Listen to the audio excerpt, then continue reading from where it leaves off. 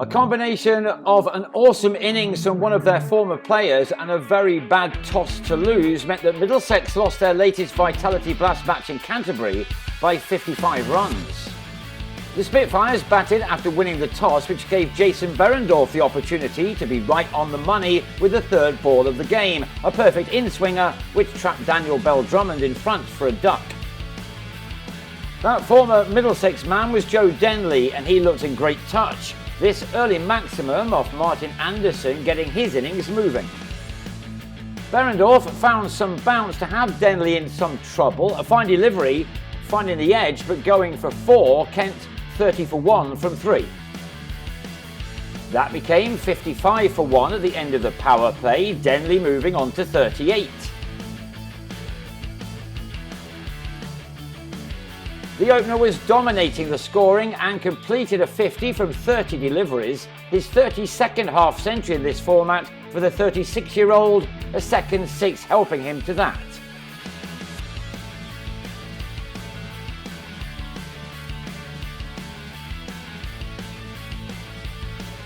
Halfway through their innings, the current Blast champions had advanced their total to 93 for 1, Denley going big again, he onto 59. The Spitfires came into this match after 5 straight defeats, but were flying on this occasion, the 100 up in the 11th, with Denley now taking on Luke Holman, whose opening over cost 17 runs. Middlesex gave a T20 debut to 20-year-old Toby Greatwood in place of Toby Rowland-Jones, and his first 16 balls were boundary-free, until Denley, who else, launched him over Cal Corner to move into the 80s.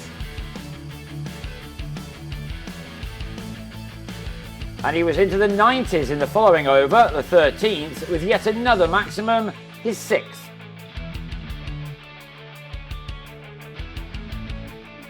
The man who had 3 years at Lord's then completed his 5th T20 ton in his 245th knock in this format. He'd been at the crease for only 47 minutes and faced 50 balls. He'd smashed 6 sixes and 9 fours, and it was a mightily impressive performance. Jordan Cox had supported his partner well, he now joining in the hitting.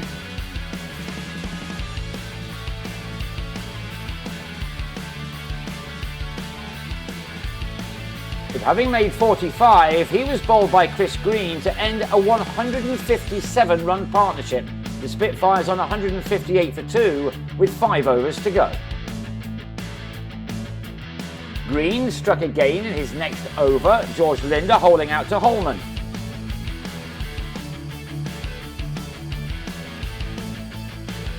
And 2 balls after that, it was a third for the spinner. Denley picking out Max Holden in the deep. The batsman gone for 110, made from 58 deliveries.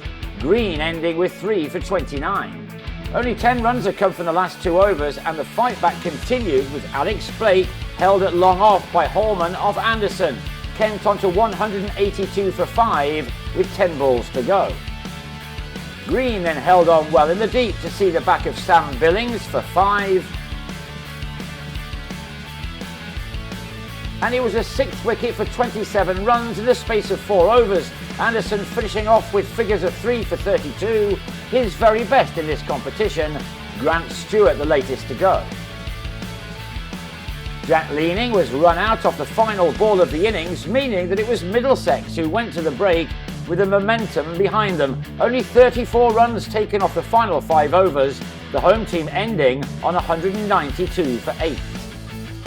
Powerful power play with the bat was still required to chase that target down, and Stevie Eskenazi and Holden were soon into the business at hand, the 2 openers knocking off 29 of the runs in the first 3.5 overs.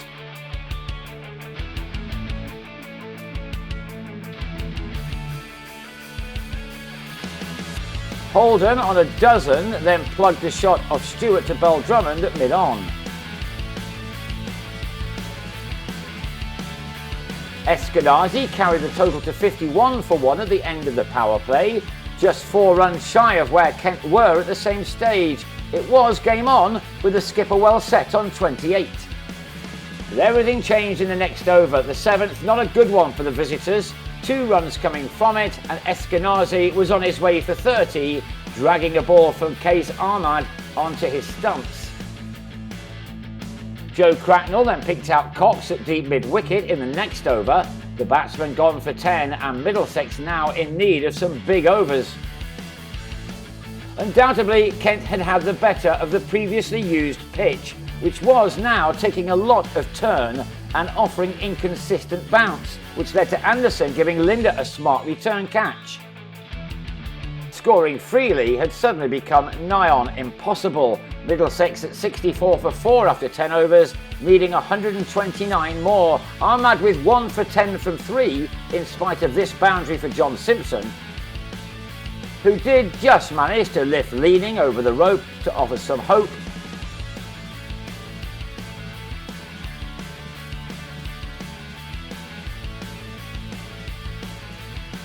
Only for that to be wiped out next ball as the keeper on 13 chipped to Denley, leaving Middlesex on 77 for 5 in the 12th over of the reply. Holman hadn't given up, but far more shots like this one were needed from here. Ahmad's 4 overs bringing him figures of 1 for 19. Even a part-time bowler like Leaning was able to turn the ball square, spin and bounce, seeing Jack Davies stumped on 8. After 15 overs, Middlesex had only been able to make 94 for 6, and Green then followed after hitting Leaning to Blake at long on.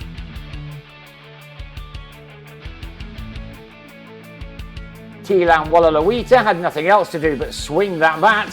He had 1 moment of success.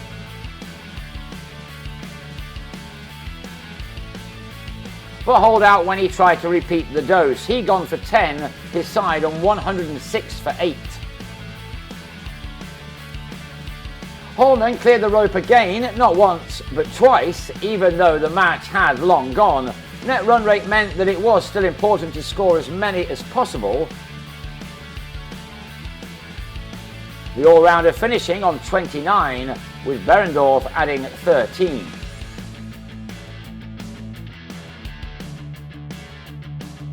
Middlesex ended on 137 for 8 from their 20, and that meant a loss by 55 runs.